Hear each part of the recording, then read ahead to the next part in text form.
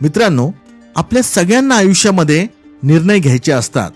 योग्य निर्णय आपल्याला यशाच्या शिखरावर पोहोचवतात, तर चुकीचे निर्णय आपल्या अधोगतीला कारणीभूत ठरतात. श्रीकृष्णाने भगवद्गीतेमध्ये योग्य निर्णय घेण्यासाठी काही युक्त्या सांगितल्या आहेत. 5000 वर्षांपूर्वी सांगितलेल्या ह्या गोष्टी आज सुद्धा तेवढ्याच खऱ्या आहेत, ज्याचा वापर करून आपण आयुष्यामध्ये योग्य निर्णय घेऊ शकतो. मित्रांनो, तुम्हाला विनंती करतो की व्हिडिओ शेवटपर्यंत बघा, कारण तुमचे आयुष्य पूर्णपणे बदलण्याचे सामर्थ्य या व्हिडिओमध्ये आहे. चला तर मग आजच्या व्हिडिओला सुरुवात करूया. मित्रांनो, सर्वात आधी मी तुम्हाला एक प्रश्न विचारतो. कल्पना करा, तुम्हाला एक गोष्ट केल्याने खूप छान वाटते आणि दुसरी गोष्ट केल्याने चांगले वाटत नाही. तुम्ही कोणती गोष्ट करण्यासाठी निवडाल? मला खात्री आहे जास्त करून लोक जी गोष्ट केल्याने त्यांना छान वाटते तीच निवडतील. अर्जुनला युद्ध करायची इच्छा नव्हती, कारण त्याला त्याचे भावंड गुरुजन यांना गमवायची भीती होती. पण श्रीकृष्णाने अर्जुनला युद्ध करण्याचा मार्ग सांगितला. आपण कधीही कोणता निर्णय भावनांच्या फिलिंग्सच्या आधारावर घेऊ नये, कारण भावना टेम्पररी म्हणजे तात्पुरत्या असतात. हाच आहे आपला पहिला नियम. आपल्या भावना फिलिंग्स टेम्पररी असतात. आपल्या भावनांच्या आधारावर कधीच निर्णय घेऊ नका. आजच्या काळातले उदाहरण घेऊया. एका विद्यार्थ्याला इंस्टाग्राम, यूट्यूब शॉर्ट्स बघणे छान वाटते, पण अभ्यास करायला चांगले वाटत नाही. म्हणून भावनांकडे लक्ष देऊ नका. जो निर्णय घेतल्यामुळे तुम्हाला छान वाटते गरजेचे नाही तो तुमच्या हिताचा असेल. मित्रांनो, भगवद्गीतेच्या 6व्या अध्यायात भगवान श्रीकृष्ण सांगतात, आपल्याला आपले मन स्थिर ठेवता आले पाहिजे. त्यामुळे तुम्ही कोणताही निर्णय तेव्हा घेऊ नका जेव्हा तुम्ही खूप जास्त खुश असाल किंवा तुम्ही खूप जास्त दुःखी असाल. जास्त आनंदामध्ये किंवा जास्त दुःखामध्ये घेतलेला निर्णय चुकीचा ठरतो. तुम्हाला सुद्धा अनुभव असेल, जेव्हा लोक खूप जास्त खुश असतात तेव्हा तुम्ही त्यांच्याकडे काहीही मागा ते तुम्हाला देऊन टाकतात, आणि जेव्हा लोक खूप दुःखी असतात ते एकदम त्याच्या उलट वागतात. तुम्ही साधी त्यांच्या तब्येतीची जरी विचारपूस केली तरी त्यांना त्याचा राग येतो.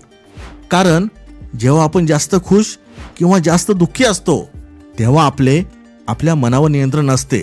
त्यामुळे दुसरा नियम सांगतो, जास्त खुश किंवा जास्त दुःखी असताना कोणताही निर्णय घेऊ नका, नाहीतर तुम्हाला पश्चाताप करावा लागेल. तिसरा नियम आहे, कोणताही निर्णय घेताना एक प्रश्न स्वतःला विचारा की मी हा निर्णय रागामध्ये किंवा कोणत्या मोहामध्ये येऊन तर घेत नाहीये ना. मित्रांनो, काही वर्षांपूर्वी अमेरिकन लेखक स्टीफन कोव्ही याने एक पुस्तक लिहिले होते, 7 habits of highly effective people. त्याच्यामध्ये पहिली सवय जी सांगितली आहे ती म्हणजे बी प्रोएक्टिव्ह. पण भगवद्गीतेमध्ये हे 5000 वर्षांपूर्वी सांगितलं आहे की निर्णय घेताना थोडा विचार करा की मी हा निर्णय रागामध्ये किंवा कोणत्या मोहात येऊन घेत नाहीये ना. मोह म्हणजे हा माझा भाऊ आहे, तर मग मी ह्याचे सगळे दोष माफ करून ह्याला चुकीच्या गोष्टींमध्ये सुद्धा साथ देईल. आणि रागामध्ये घेतलेला निर्णय नेहमी तुम्हाला पश्चाताप करण्यास भाग पाडेल. रागामध्ये घेतलेल्या निर्णयामुळे काही जण मर्डर सुद्धा करतात. चौथा नियम आहे, फक्त परिणामांवर फोकस करू नका. मित्रांनो, भगवद्गीतेमध्ये एक शब्द तुम्हाला वारंवार दिसेल, तो म्हणजे निष्काम कर्म. म्हणजे कर्म करत राहा, फळाची अपेक्षा करू नका. मित्रांनो, विचार करा की तुम्ही आतापर्यंत अनेक चांगली कामे करायची बंद केली असतील, कारण तुम्हाला अपेक्षित परिणाम मिळाला नाही. तुम्ही काही दिवस सकाळी लवकर उठून मॉर्निंग वॉकला गेलात, पण तुमचे वजन काही कमी झाले नाही, म्हणून तुम्ही वॉकला जायचे बंद केले. त्यामुळे निर्णय घेताना लक्षात ठेवा की तुम्हाला योग्य दिशेने चांगल्या प्रकारे कर्म करत राहायचे आहे. परिणामांची अपेक्षा न करता तुम्हाला फक्त सातत्य ठेवायचे आहे, कारण फळ तुमच्या हातात नाही, कर्म तुमच्या हातात आहे. 5वा नियम आहे, बदल करायला घाबरू नका. मित्रांनो, हू मूड माय चीज या पुस्तकात सांगितले आहे की आपल्याला आयुष्यामध्ये बदल हा करावाच लागतो. दुसरीकडे feel the fear and do it anyway या पुस्तकात लेखिकेने आपल्याला कम्फर्ट झोनमधून बाहेर कसे पडायचे हे सांगितले आहे. ह्या 2 बाहेरच्या देशातल्या लेखकांनी जे काही सांगितले आहे ते भगवद्गीतेमध्ये आधीच लिहिले आहे. बदल करायला घाबरू नका. जर तुमच्या निर्णय घेण्याने काही गोष्टी बदलत असतील तर त्याला घाबरण्याचे कारण नाही. आपण नेहमीच कम्फर्ट झोनमध्ये अडकून जातो. आपण ह्या कम्फर्ट झोनमधून बाहेर आले पाहिजे. युद्ध करणे हे अर्जुनसाठी नवीन गोष्ट होती आणि तो ह्याच्यासाठी तयार नव्हता. पण बदल हा करावाच लागतो, कारण त्याची गरज होती. अर्जुनच्या मनात जी भीती होती की युद्ध केल्यामुळे तो आपल्या आप्तेष्टांना गमावून बसेल, हा त्याचा गैरसमज होता.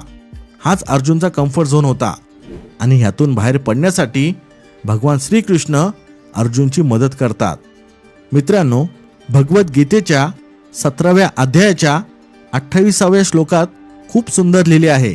तोच आपला 5वा नियम आहे. विश्वास नसताना केलेली कोणतीही गोष्ट निरुपयोगी असते. मित्रांनो, कोणताही निर्णय घेताना विचार करा की हे नक्की बरोबर आहे का? मी याच्यावर विश्वास ठेवू शकतो का? विश्वास नसताना घेतलेला निर्णय जास्त काळ टिकत नाही. त्यामुळे वास्तवतेला धरून निर्णय घ्या. स्वतःवर आणि परमेश्वरावर विश्वास ठेवा.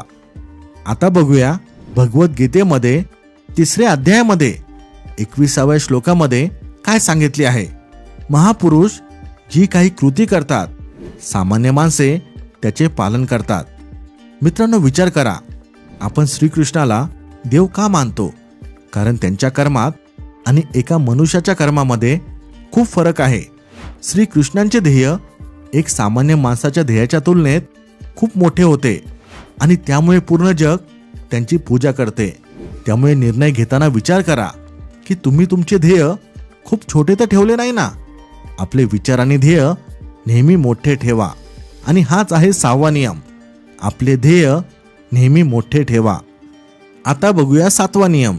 मित्रांनो, अध्याय 3 मध्ये भगवान श्रीकृष्ण सांगतात, जी गोष्ट समाजासाठी सगळ्यांसाठी चांगली नाहीये ती तुमच्यासाठी चांगली असूच शकत नाही. जर तुम्हाला वाटत असेल एखादे काम केल्याने तुमचे तर भलं होईल पण बाकीच्यांचे नुकसान होईल, मग ते काम करण्याचा निर्णय घेऊ नका. हाच आहे 7वा नियम. जे समाजासाठी योग्य आहे तेच तुमच्यासाठी योग्य आहे. मित्रांनो, 5व्या अध्यायामध्ये श्रीकृष्णांनी ही गोष्ट स्पष्ट सांगितली आहे. जी कोणी व्यक्ती परमेश्वरावर 100% विश्वास ठेवते ती सुखी असते. त्यामुळे कोणतेही महत्त्वाचे निर्णय घेताना परमेश्वरावर विश्वास ठेवा. हाच आहे 8वा नियम, परमेश्वरावर 100% विश्वास ठेवा. मित्रांनो, विचार करा, अर्जुन स्वतः ज्ञानी होता, पण जेव्हा त्याचे मन गोंधळून गेले तेव्हा त्याने त्याची ही समस्या आपला गुरु भगवान श्रीकृष्णाला सांगितली. तुम्ही सुद्धा तुमच्या आयुष्यात असलेल्या समस्या मनात दाबून ठेवू नका. जर तुमच्या आयुष्यात अशी समजदार व्यक्ती असेल तर त्या समस्येबद्दल त्या व्यक्तीबरोबर चर्चा करा. एका विद्यार्थ्यासाठी ही व्यक्ती शिक्षक, मित्र किंवा आई वडील असू शकते. लक्षात ठेवा, योग्य उपदेश योग्य निर्णय घेण्यास मदत करतो आणि हा आहे आपला 9वा नियम. मित्रांनो, हे होते भगवद्गीतेमध्ये सांगितलेले योग्य निर्णय घेण्याचे 9 नियम. तुम्हाला कोणता नियम आवडला मला कमेंटमध्ये सांगा. आपल्या शहाणपण चॅनलच्या ऑफिशियल इंस्टाग्राम अकाउंटला फॉलो करा. लिंक डिस्क्रिप्शनमध्ये दिली आहे. इथपर्यंत व्हिडिओ पाहत असाल तर लाईक करायला विसरू नका. Thanks for watching. Stay blessed.